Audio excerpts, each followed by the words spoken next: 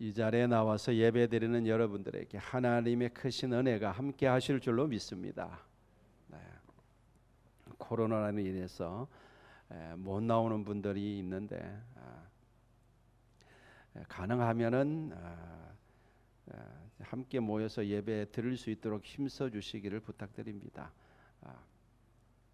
그리고 또 여러분 기도하실 때 코로나로 인해서 우리의 믿음이 떨어지지 않도록 또 그것도 아울러 여러분들 기도해 주시고 또 한국 교회를 위해서도 여러분들 기도해 주시기를 바랍니다. 지난주에는 비가 참 많이 왔는데 우리 교회도 이렇게 비가 새는 곳이 있더라고요. 그래서 급히 또 이렇게 물을 받쳐서 받았는데 물이 엄청 하여튼 많이 떨어졌어요. 여러분들 집에는 뭐 비 피해는 우리 교회 성도들은 비 피해 있는 곳 없죠? 걱정이. 우리 저기 이수영 권사님 집 그 오래됐는데 혹시 비 피해 없습니까? 없어요? 네, 감사합니다. 또 부산에 비 피해 당한 분들이 장마로 피해 당한 분들이 많다고 하는데 여러분들 기도해 주시고 또 할 수만 있으면 우리가 힘을 모아서 성금도 하고 그래서 어려움을 잘 극복했으면 좋겠습니다. 자, 오늘은 주의 진노가 돌아섰고 라는 제목으로 하나님 말씀을 함께 나누도록 하겠습니다. 여러분 매일 성경 가지고 큐티 열심히 하고 계시죠? 제가 매일마다 가끔 빼먹긴 하지만 매일마다 카톡방에 올리는 그 짧은 도움이 좀 되시나요? 우리 집 애들만 고개를 끄덕끄덕하고 아무도 고개를 그거 안 읽는 분은 없겠죠? 그 뭐 제가 읽으라고 일부러 길게 하지 않습니다. 짧게 합니다. 그렇게나마 이제 저와 여러분들이 영적으로 소통할 수 있으면 좋겠다. 일종의 영적인 소통 기기거든요. 목사님이 어떤 생각을 하고 계신가, 성경을 어떻게 보는가, 이걸 여러분들도 같이 보면서 또 아멘 하고 그리고 영적으로 소통하면서 영적으로 닮아가는 거죠. 이게 굉장히 중요합니다. 신앙 공동체는 영적인 거로 닮아가야 돼요. 그래야지 나중에 한 마음 한 뜻이 되고 무슨 일을 할 수가 있죠. 영적으로 여러 컬러가 있지 않습니까? 근데 영적으로 하여튼 이렇게 서로 좀 닮아가야 됩니다. 여러분 가족들도 오래 살다 보면 서로 닮아가지 않습니까? 그렇듯이 신앙 공동체도 마찬가지입니다. 그래서 영적인 교통은 굉장히 중요하다. 그래서 꼭 여러분들 읽어보시고 또 아멘도 많이 좀 해주세요. 그래야지 또 쓰는 제가 또 힘이 나죠. 자, 이사야서를 계속 우리가 묵상하고 있는데 계속해서 지금 심판에 대해서 이스라엘에 대한 남유다에 대한 하나님의 심판, 바벨론에 대한 심판, 아수르에 대한 심판, 모압에 대한 심판까지 묵상을 했죠. 계속 심판하신 하나님만 이렇게 우리가 읽다 보니까 좀 그렇죠. 근데 오늘 정말 이게 보석같이 오늘 본문이 끼어 있어요. 이거는 하나님의 심판을 이야기하는 것이 아니라 하나님의 구원을 노래하고 있어요. 그죠? 그래서 이 영어 성경에 보면은 Sing of Praise, 찬양의 노래. 그러니까 그 형식은 노래 형식을 담고 있습니다. 오늘 우리가 읽은 본문 이사야 12장은 여러분 성경 안에도 여러 가지 그 양식들이 있다는 건 알고 계시죠? 역사서도 있고 노래도 있고 편지도 있고 뭐 그렇습니다. 그런데 오늘 읽은 이 이사야 12장은 노래의 형식을 띠고 있다. 비슷한 노래가 하나 더 나와요. 성경에. 그게 뭐냐 그러면 출애굽한 후에 모세와 미리암이 부른 노래입니다. 그 출애굽기 15장에 나와요. 그 15장에 모세가 뭐라고 노래하냐 그러면 이렇게 노래합니다. 언제 노래한 거죠? 홍해를 지나고 난 다음에 너무나 놀라운 기적을 본 거예요. 하나님의 살아계심을 온몸으로 체험한 거죠. 그러고 나서 벅찬 감동으로 부른 노래가 15장에 기록되어 있는 거예요. 출애굽기 15장에. 거기에 보면은 모세가 이렇게 노래합니다. 여호와는 나의 힘이요 노래시며 나의 구원이시로다. 그는 나의 하나님이시니 내가 그를 찬송할 것이요 내 아버지의 하나님이시니 내가 그를 높이리로다. 이렇게 찬송합니다. 오늘 본문하고 비슷하죠. 그렇죠? 오늘 본문 2절에도 그렇게 노래하고 있죠. 이사야가 보라 하나님은 나의 구원이시라 내가 신뢰하고 두려움이 없으리니 주 여호와는 나의 힘이시요 나의 노래시며 나의 구원이심이라. 이러다. 노래가 비슷한 노래를 하고 있죠. 하나님을 찬양하는 겁니다. 그러니까 똑같이 하나님의 구원에 대해서 노래하고 있는데 차이점이 있어요. 혹시 발견하셨어요? 출애굽기 15장에서 하는 모세의 노래와 이 이사야의 노래가 똑같이 하나님의 구원에 대해서 노래하는데 차이점이 뭐냐 그러면 출애굽기 15장은 홍해가 갈라지는 그 구원을 체험한 후에 부른 노래예요. 그런데 오늘 우리가 읽은 이 본문은 어떻습니까? 앞으로 다가올 구원을 바라보면서 부르는 노래예요. 지금 이사야가 지금 이 노래를 쓸 당시에는 구원이 임하지 않았죠. 계속해서 하나님의 심판이 임하고 있는 때였지. 그러니까 앞으로 다가올 하나님이 베푸실 구원을 바라보면서 이 노래를 하고 있는 거예요. 이게 얼마나 놀라운 거예요. 그죠? 자, 오늘 본문 1절을 보면 그날에 라는 단어로 시작하죠. 그날에 내가 말하기를 여호와를 찬양하겠다. 그날에. 그날은 어떤 날일까요? 여러분 들어보셔서 아시겠지만 예언은 보통 이중적, 삼중적 의미가 있다는 이야기 많이 들으셨죠, 그죠? 그러니까 근거리적인 의미가 있고 원거리적인 의미가 있고 궁극적인 의미가 있어요. 그러니까 그날에라는 단어의 근거리적인 의미는 뭐냐 그러면 자 11장 12절을 볼까요? 그 앞장을 한번 다 펴보시기 바랍니다. 이사야 11장 12절.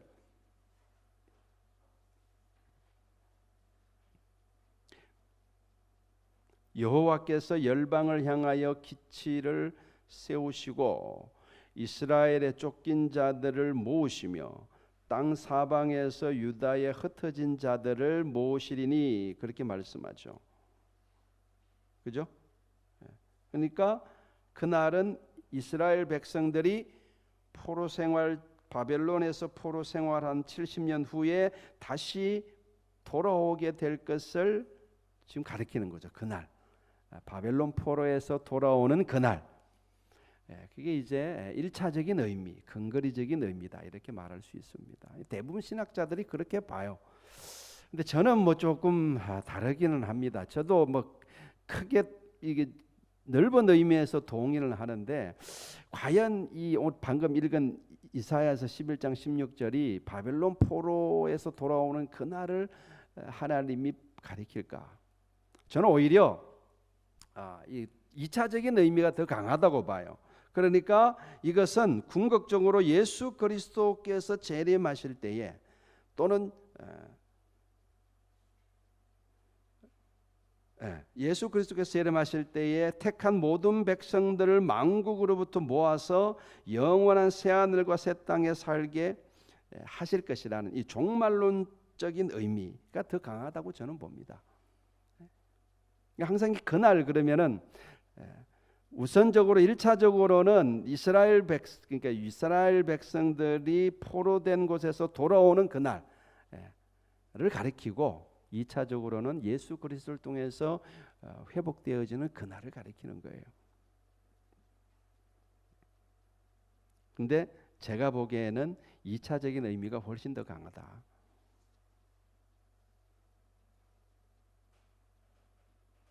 자, 이사야 11장에서부터 이사야 선지자가 계속해서 강조하는 것이 바로 그날이 되면은 이새의 뿌리에서 한 싹이 나올 것이라는 겁니다. 근데 여기서 이새의 뿌리에서 한 싹이 나오는데 이건 누굴 가리키는 거죠? 그것은 예수 그리스도를 가리키는 거예요. 왜 다윗의 뿌리에서 나온다 그러지 않고 왜 이새의 뿌리에서 이새의 줄기에서 한 싹이 나온다 그랬을까요? 이것도 신학자들의 설명에 의하면은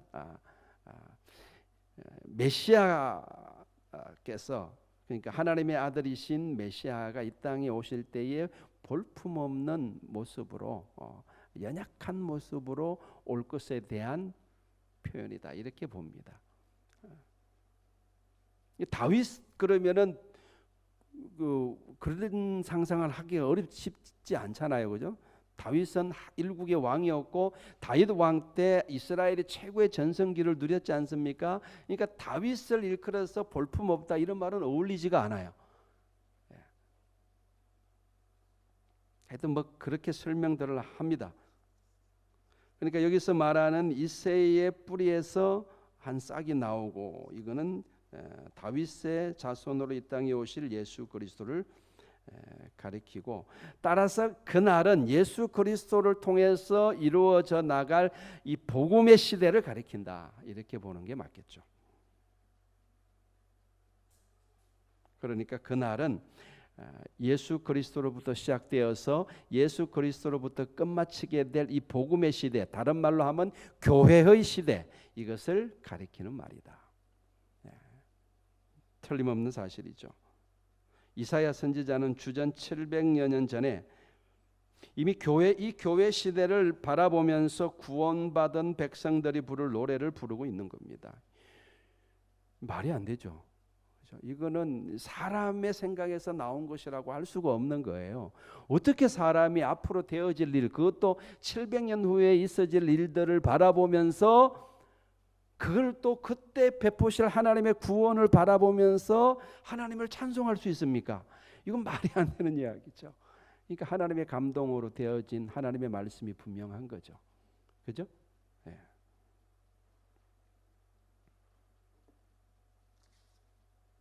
자, 이 노래를 부른 사람들은 어떤 사람들인가? 자, 오늘 본문을 보시면은 1절에 그렇게 말하죠. 그날에 내가 말하기를 여호와여 주께서 전에는 내게 노하셨사오나 이렇게 말하죠. 그러니까 이 노래를 부르는 사람들이 어떤 사람들이냐? 전에 하나님의 진노 아래 놓여 있었던 사람들임을 알 수 있죠. 하나님의 진노 아래 놓여 있었던 사람들. 근데 지금은 어떻다고요? 지금은 주께서 주의 진노가 돌아선 사람들. 그 사람들이 부르는 노래인 거예요. 이전에는 하나님의 진노 아래 놓여 있었지만 지금은 하나님의 진노에서 벗어났고 오히려 하나님을 찬양하는 사람.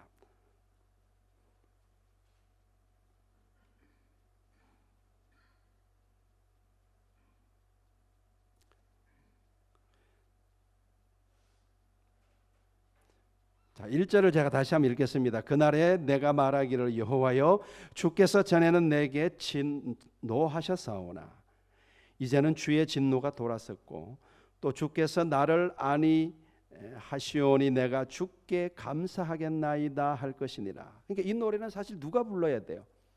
저와 여러분들이 불러야 되는 노래죠. 그렇죠? 저와 여러분들이 불러야 될 노래고 또 부를 수 있는 노래인 것이죠.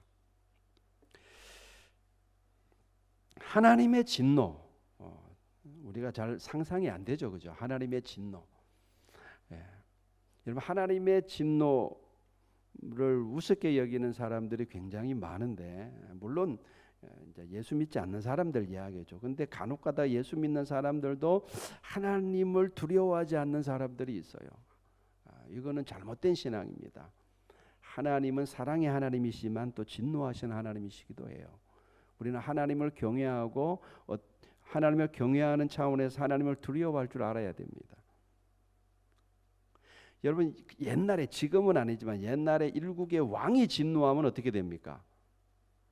한 나라의 왕이 진노하면 그 죽음이죠. 그죠? 그래서 성경에도 그런 이야기들이 많이 나오지 않습니까?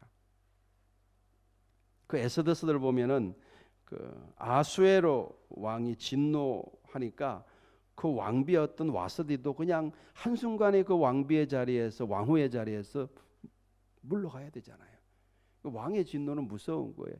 여러분 그 이스라엘 바벨론의 포로로 잡혀갔던 유대인들을 죽이려고 했던 계략을 꾸몄던 사람 누굽니까?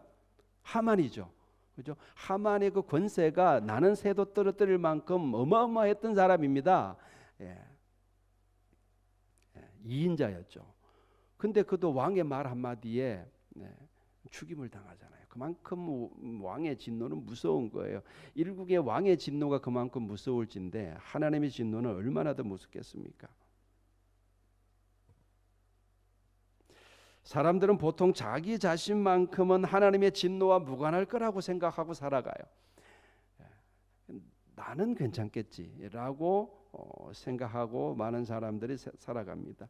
유대인들도 그렇게 생각을 해요.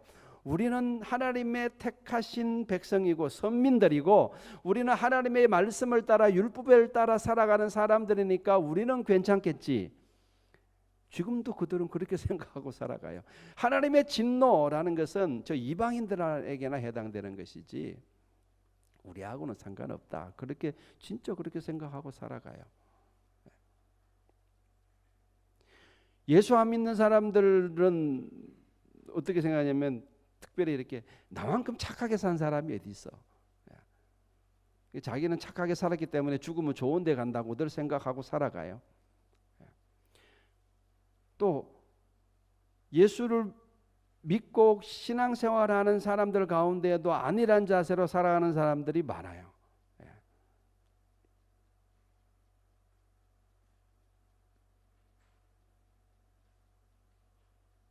근데 바울이 이 부분에 대해서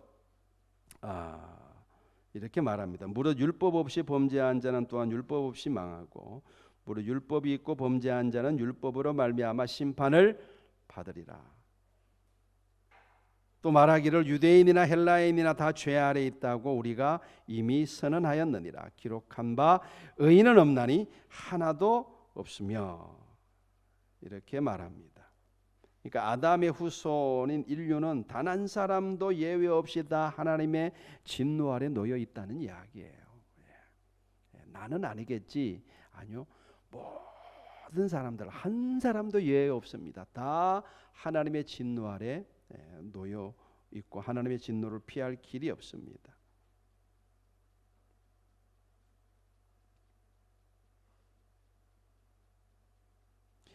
이 하나님의 진노의 결과는 대단히 무섭죠.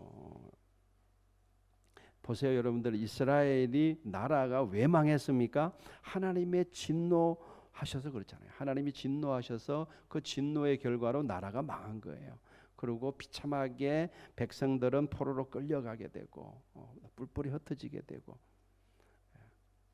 저는 이 말씀을 또 이렇게 보다가 그런 기도를 짤막짤막하게 하게 됩니다. 하나님, 우리 대한민국이 하나님의 진노를 사서 망하는 일이 없게 하여 주옵소서. 여러분 거기도 우리가 드려야 되겠죠, 그죠? 예. 여러분 세상 사람들은요 끊임없이 하나님의 말씀을 거역하려고 하고 하나님이 이렇게 싫어하시는 방향으로 자꾸 가려고 해요. 그런데 그거를 가로막는, 그거를 막아쓰는 역할을 우리 그리스도인들이 해야 되는 거예요. 여러분 나라의 거대한 물줄기가 여러분들 정말 이렇게 공의와 정의가 흐르는 나라가 갈 수 있도록 그 방향키를 잡고 가야 될 사람들이 우리잖아요. 우리가 그 역할을 못하면 결국은 나라는 어떻게 됩니까? 반대로 가게 되는 거죠. 그게 가다 보면 결국은 때가 되면은 그게 쌓이면은 결국은 하나님의 심판을 받아서 이스라엘처럼 멸망할 수도 있는 거죠. 그래서 우리가 기도해야 돼요.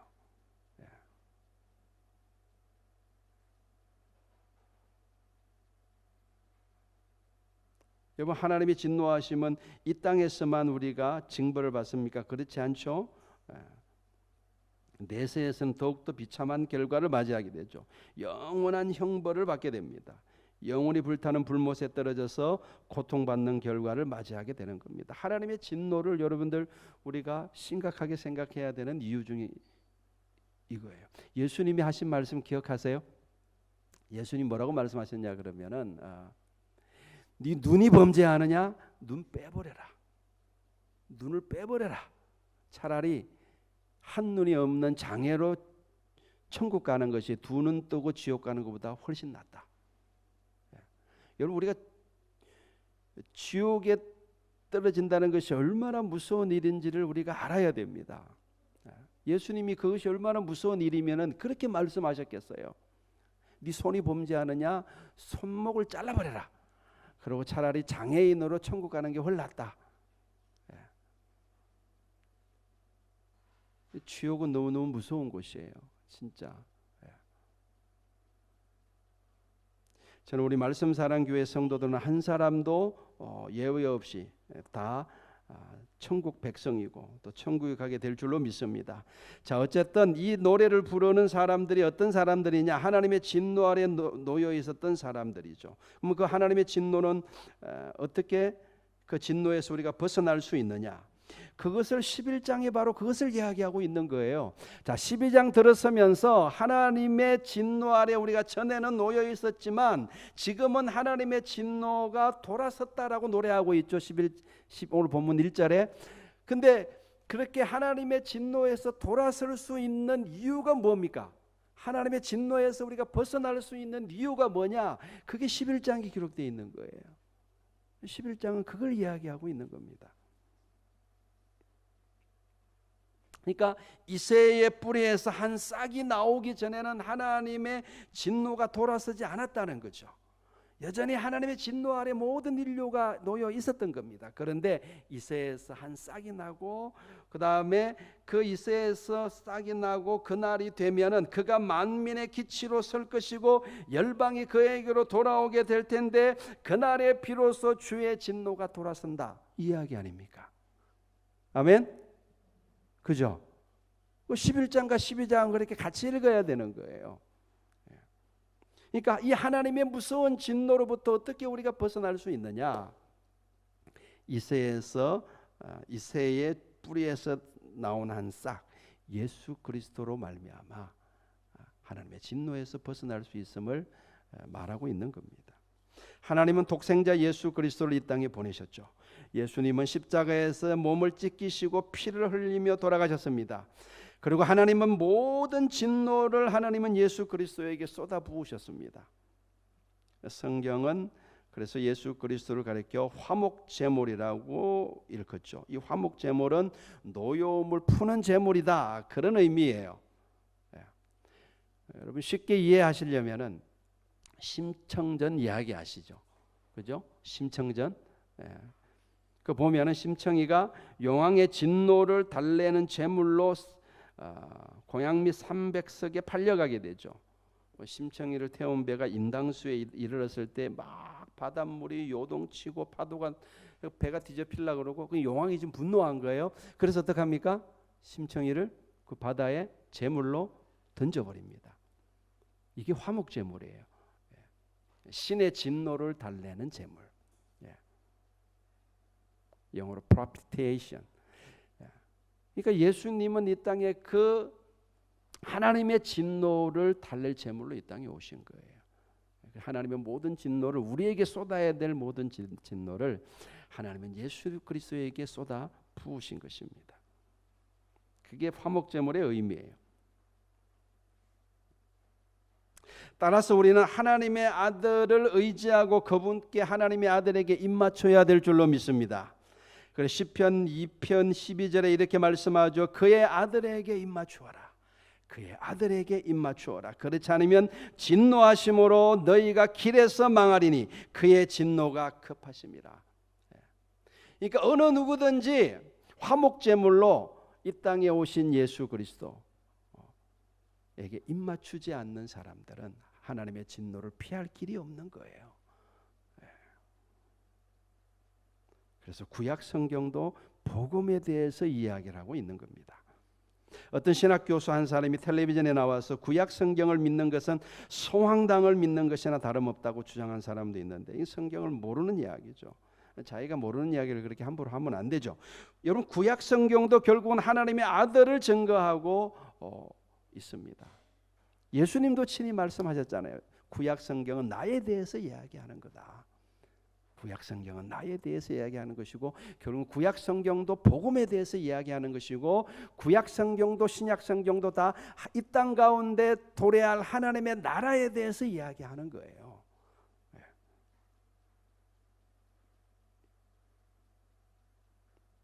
요한복음 3장 36절에 이렇게 말씀합니다. 아들을 믿는 자에게는 영생이 있고 아들에게 순종하지 아니하는 자는 영생을 보지 못하고 도리어 하나님의 진노가 그 위에 머물러 있느니라. 아멘.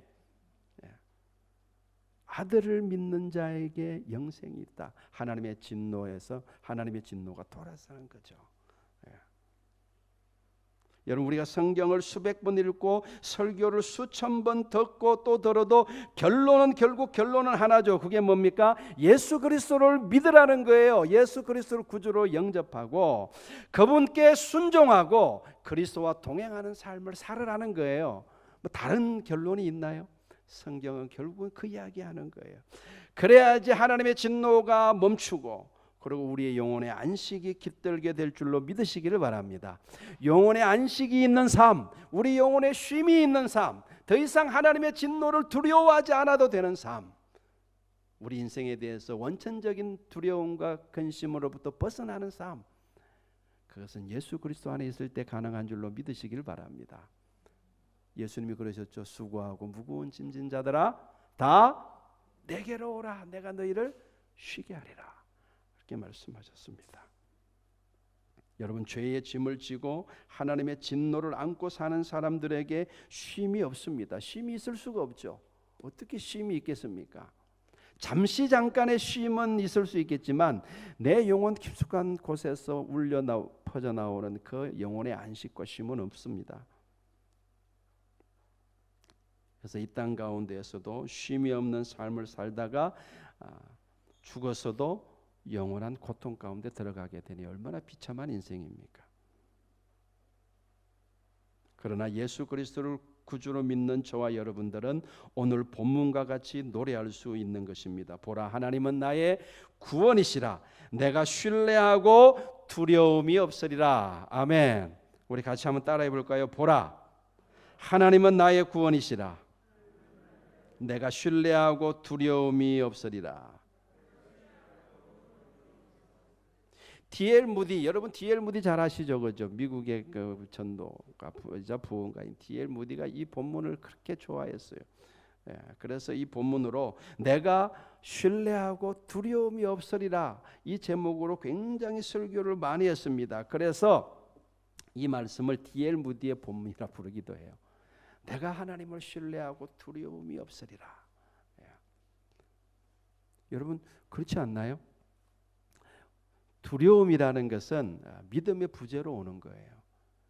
그러니까 우리에게 두려움을 주는 외적인 요소들을 없앤다 그래가지고 두려움이 없어지는 게 아니죠. 하나를 없애면 또 다른 두려움을 주는 외적인 요소들이 또 생깁니다. 끊임없이 죽을 때까지 인생은 우리를 두렵게 만드는 요소들로 가득 차 있어요. 그러면 이 두려움으로 가득 차 있는 세상 가운데서 우리가 안식을 누리고 평안을 누리는 것은요, 그것은 우리에게 두려움을 주는 것들을 없애는 데서 오는 것이 아니라 우리 안에 믿음을 강화하는 데서 오는 거예요. 믿음을 강화시키시길 바랍니다. 믿음을 강화시키시길 바랍니다. 믿음으로 충만해지면요, 두려움은 저절로 없어지는 거예요.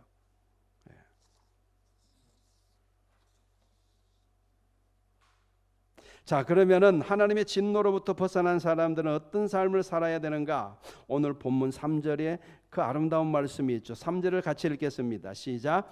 그러므로 너희가 기쁨으로 구원의 우물들에서 물을 기르리로다. 할렐루야. 여기서 존 칼빈, 우리 장로교의 시조라고 할 수 있는 존 칼빈은 여기서 구원의 우물을 예수 그리스도라고 해석했습니다. 맞는 거죠. 그렇죠? 근데 왜 우물들이라고 그랬느냐? 그것은 예수 그리스도의 특징이 충만이기 때문에 그렇다. 예수님 안에서 볼 수 있는 물이 많기 때문에 그렇다. 골로새서 1장 19절에 그렇게 말하죠. 아버지께서는 모든 충만으로 예수 안에 거하게 하시고, 예수님 안에 모든 충만이 다 있는 거예요. 그 예수님은 은혜와 진리가 충만하시다고 이야기하죠. 그죠? 예수님 안에는 아버지의 독생자의 영광이요 은혜와 진리가 충만하더라. 또 예수님은 성령으로 충만하셨고 또 예수님 안에는 기쁨으로 충만하셨습니다. 예수님은 한마디로 말해서 뭐라고요? 충만이다. 예. 그리고 그 안에는 신성의 모든 충만의 육체를 구하고 그러니까 하나님의 거룩하심이 예수 그리스도 안에도 충만한 거예요. 예수님의 그 충만하심으로부터 우리도 더불어 충만함을 입게 되는 것입니다. 그래서 요한복음 1장 16절에 그렇게 말하죠. 우리가 다 그의 충만한 데서 받으니 은혜 위에 은혜로다. 은혜를 충만하게 받는다. 이런 의미죠. 예수님은 모든 것을 충만하게 가지신 만유의 주인이시죠. 예수님 안에는 부족한 것이 없는 겁니다. 은혜가 필요하면 은혜를, 지식이 필요하면 지식을, 또 치료가 필요하면 치료를, 위로가 필요하면 위로를, 기쁨이 필요하면 기쁨을 우리에게 허락하시는 주님이신 줄로 믿습니다. 그 구원의 우물에서 날마다 기쁨으로 그 우물을 퍼올리는 저와 여러분 되시기를 주의 이름으로 축원합니다. 그래서 참 이사야 12장 3절 이 구절이 너무너무 아름답지 않습니까? 너희가 기쁨으로 구원의 우물들에서 물을 기르리로다. 제가 오늘 이 설교를 준비하면서 참 제 마음에 강하게 들었던 것이 설교 원고에 없는 이야기인데 이걸 어떻게 정리해야 될지 몰라가지고 제가 설교 원고에 안 넣었어요. 신앙생활의 본질은 기쁨이구나. 그 생각을 정말 많이 해요. 아니 꼭 이때만 한 게 아니라 이전부터 계속 하는 생각이 이 생각이에요. 기쁨.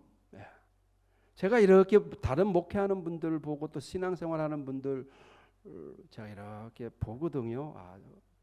근데 기쁨이 충만한 분들은 목회 잘해요. 틀림없어요. 아니 잘하는 게 아니라 잘 돼요. 성도들도 보면요. 기쁨이 충만한 성도들이 있어요. 여기 기쁨이라는 것은 나 즐겁다 기쁘다 이 기쁨을 말하는 게 아니라 이 영혼의 기쁨을 말하는 거예요. 이걸 어떻게 설명을 해야 될까요? 이게 제가 정의가 명확하게 안 돼가지고 이게 안 넣었는데 지금 성경에서 말하는 기쁨 뭘 말하는 걸까요? 늘 이렇게 마음이 즐겁고 기쁨고 그걸 적어도 그걸 이야기하는 건 아니에요. 그죠? 그거 미친 사람이죠. 맨날 헤헤 그러고 다니면 그 미친 사람이죠. 그 기쁨을 이야기하는 그 어떤 이렇게 표면적인 기쁨을 이야기하는 것이 아니라 그 영혼의 기쁨을 이야기하는 거거든요. 이거는 오늘 본문의 표현을 빌려서 설명하자면요, 두려움이 없는 상태라고 말할 수도 있겠고, 이거는 설명을 할 수가 없어요. 제가 이거는 풍겨나는 에너지인 것 같기도 하고. 믿음이라 그럴 수도 있겠고, 어쨌든 이 기쁨이 너무너무 중요하더라고요. 이게 제가 죄송합니다. 다음에 제가 정리가 되면 다시 한번 내가 설교할게요. 딱 보면요, 기쁨이 있는 사람과 기쁨이 없는 사람이 있어요. 그냥 제 눈에는 그렇게 보여요. 제 판단이 정확하다는 건 아니고, 기쁨이 있는 사람들의 특징이 뭐냐면요, 그리스도 안에서 믿음으로 충만해요. 그리고 긍정적이에요. 기쁨이 없는 사람들은요, 매사에 부정적이에요. 매사에 부정적이에요. 매사에 우울해요. 이거는 심리학자들이 이거를 기질로 이야기를 하는데, 기질적인 측면도 있죠. 그러나 여러분, 우리가 그리스도 예수 안에서 거듭나면은 이거 바뀔 줄로 믿습니다. 그러니까 우리 예수 믿는 사람들에게서는 이 주님으로부터 오는 이 기쁨의 에너지가 이렇게 밖으로 뻗어나가야 돼요. 그러면 돼요. 그래서 저도 우리 아이들을 키우면서 이게 참 제 뜻대로 잘 안 되는 부분이기도 한데, 저는 이거 굉장히 저는 기도하면서 신경 쓰는 부분이 뭐냐 그러면요, 우리 아이들이 조금 못 배울 수 있어요. 지식이 모자랄 수 있어요. 학교를 좋은데 못 나올 수 있어요. 얼굴이 좀 못생길 수 있어요. 그런 건 별거 아니에요. 근데 진짜 인생의 성공을 좌우하는 것은 뭐냐면요, 나에게서 풍겨 나오는 뭔가 보이지 않는 기운이에요. 이게 중요한 거예요. 이게 보는 가까이 있는 사람에게 긍정적인 영향을 끼치면요, 그 사람은 성공합니다. 틀림없습니다. 기쁨으로 충만하니까 그 사람과 함께하는 게 즐거우니까 동역자가 생길 수밖에 없죠. 근데 나로부터 이렇게 뻗어나가는 기운이 늘 부정적이고, 저 사람 만나면 괜히 짜증나고 괜히 그냥 내 인생이 우울해지는 것 같고, 그럼 그 사람 가까이 하려고 하지 않죠. 이게 죄송합니다. 원고에 없는 걸 너무 오래 했네요. 어쨌든 이 기쁨이 너무너무 중요하다. 기쁨이 너무너무 중요하다. 신앙생활에 그래서 본질은 기쁨이다. 그래서 예수 믿는 사람은 기쁨으로 충만해야 된다. 할렐루야. 기쁨으로 구원의 우물로부터 물을 기르리로다. 이렇게 노래합니다. 시간이 많이 지났네요.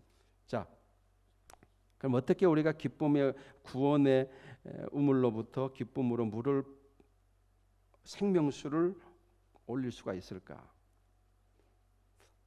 오늘 본문을 쭉 읽어보시면 한 3가지 정도를 이야기하는데, 이거는 그냥 제목만 이야기하고 넘어갈게요. 첫째, 4절을 보시면 그날에 너희가 또 말하기를 여호와께 감사하라. 하나님께 감사하는 거예요. 또 4절에 보시면 그의 이름을 부르며 그의 행하심을 만국 중에 선포하며 그의 이름이 높다 하라.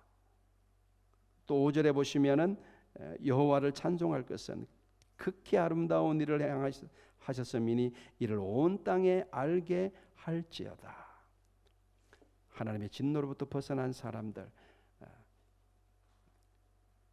이 사람, 그러니까 우리를 막 가리키는 거죠. 우리는 어떻게 살아야 되느냐? 첫째, 감사함으로 늘 살아야 되고, 두 번째, 주의 이름을 온 땅 가운데 알리는 삶을 살아야 됩니다. 여러분, 구원의 감격을 맛본 사람들은 그 감격을 혼자만 간직하려 하면요, 금방 식어버립니다. 그러나 그 감격을 다른 사람과 나누면 그 감동은 더 커지죠. 하나님께서 여러분들을 어떻게 구원하셨는지 만방에 알리시기를 바랍니다. 하나님이 나의 삶 가운데 행하신 극히 아름다운 일들을 온 땅에 알리시기를 바랍니다. 그것이 하나님을 영화롭게 합니다. 마지막으로 하나님을 찬양해야 됩니다. 6절에 그렇게 말하죠. 시온의 주민아, 저와 여러분들을 가리키는 겁니다. 소리 높여 부르라. 이스라엘의 거룩하신 이가 너희 중에 크심이니라 할 것이니라. 우리의 삶은 첫째는 감사하는 삶이 되어야 되고, 두 번째는 그리스도를 증거하는 삶이 되어야 되고, 마지막 세 번째는 찬양하는 삶이 되어야 된다. 그걸 지금 이야기하고 있는 것이죠. 여러분, 하나님을 찬양하되 소리 높여 찬양하시기를 바랍니다. 시편에 뭐라고 말합니까? 소리 높여 여호와를 찬양할지어다. 나팔 소리로 찬양하며 비파와 수금으로 찬양하며 북치고 춤추며 찬양하며 모든 악기를 동원해서 다 여호와를 찬양하라. 호흡이 있는 자마다 여호와를 찬양할지어다. 찬양이 저와 여러분의 삶이 되기를 주의 이름으로 축원합니다. 그렇게 오늘 본문을 통해서 구원받은 우리들이 어떻게 살아야 되는지, 또 구원받은 저와 여러분의 삶이 본질적으로 어떻게 해야 되는지 잠깐 살펴보았습니다. 아무쪼록